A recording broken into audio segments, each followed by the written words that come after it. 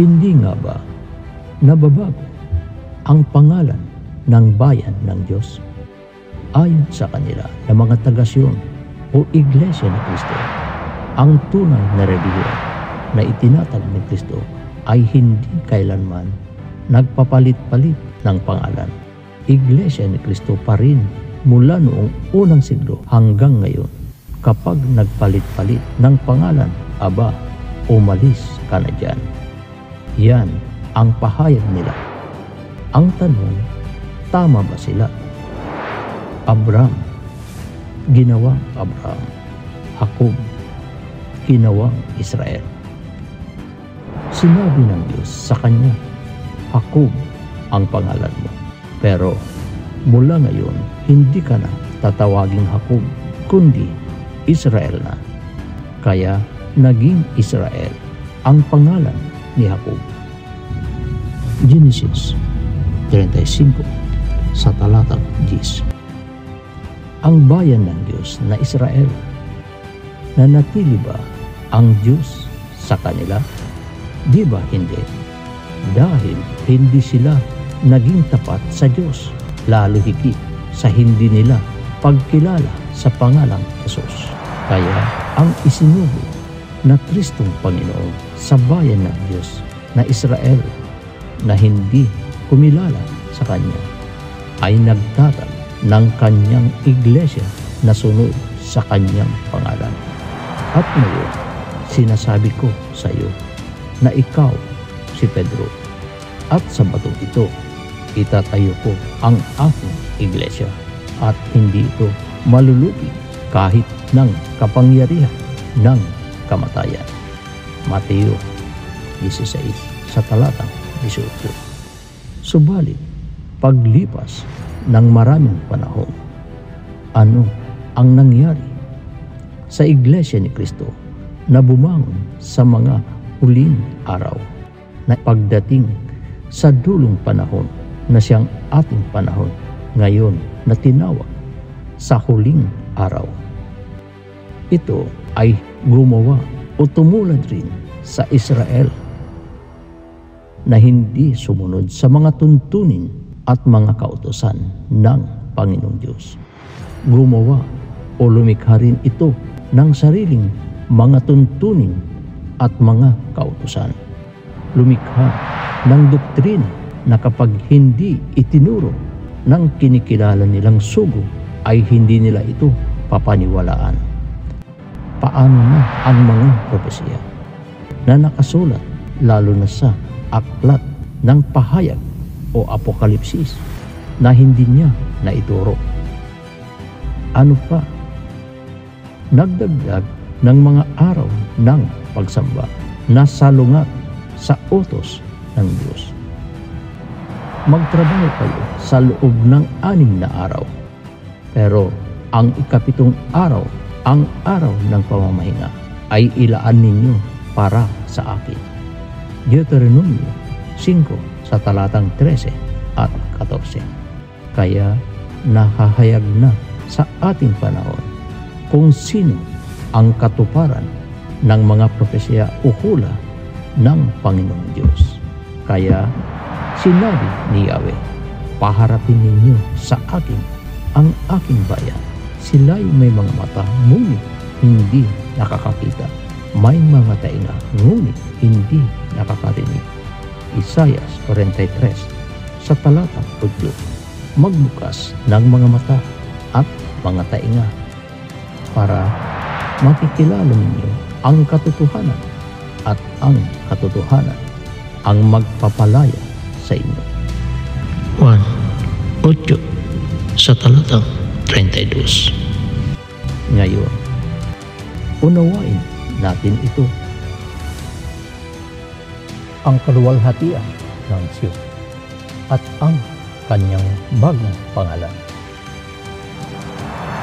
Dahil sa Sion ay hindi ako tatahimik, at dahil sa Jerusalem ay hindi ako magpapahinga, hanggang sa ang kanyang katwiran ay lumitaw na parang ningning, at ang kanyang kaligtasan ay parang ilawan na nagniningas.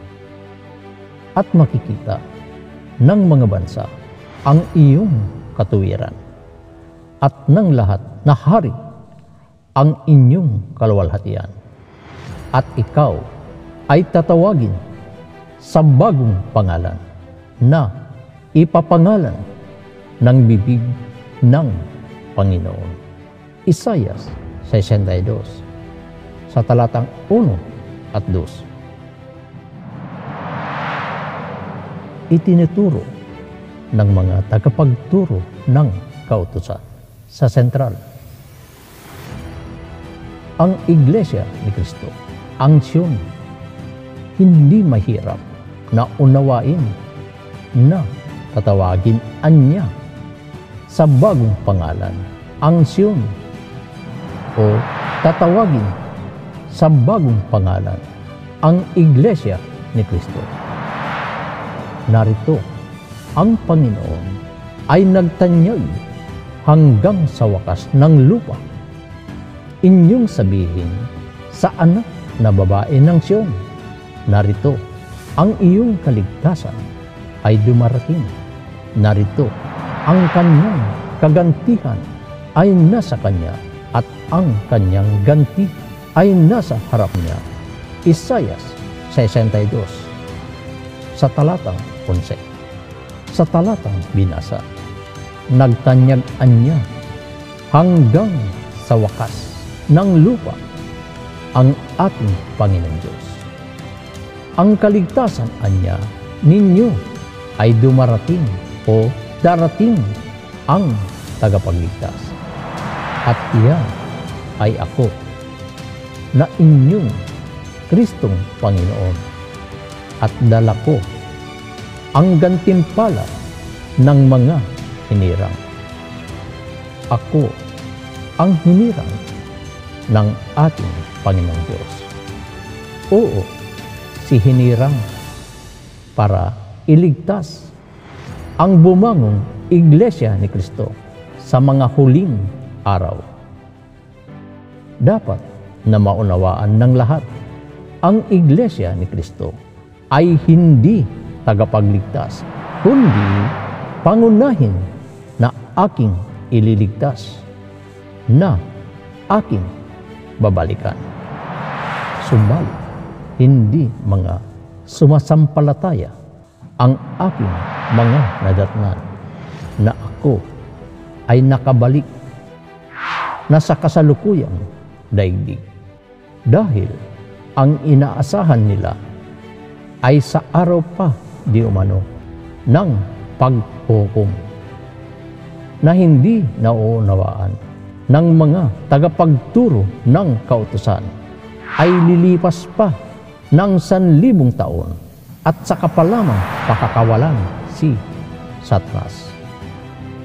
Kaya wala nang bahang magaganap doon na itinulad sa panahon ni Noe sa sinasabing pagbabalik ng anak ng tao, kundi pag-ulan na ng mga apoy na susunod kay Satanas. Kaya nagtatag mismo ang aking Ama na inyong Panginoong Diyos, na ito ang pinatutungkulan na tatawagin sa bagong pangalan, at ito ang Iglesia ni Cristo hinirang, na may kakaunting bilang na napagpaunawaan na kung paano maghahari doon sa bagong langit at may bagong lupa. Kaya hindi na ito ang Iglesia ni Cristo na aking dinatnan, na may mga kakaiba ng mga kaisipan. Kaya ako na inyong Kristong Panginoon ay lumabas sa kawan, at may iilan lamang ang sumunod at kumilala sa aking tinig at sumampalataya sa mga ipinapahayag ko na bagong pahayag ng aking Ama, na inyong Panginoong Diyos na nasa langit.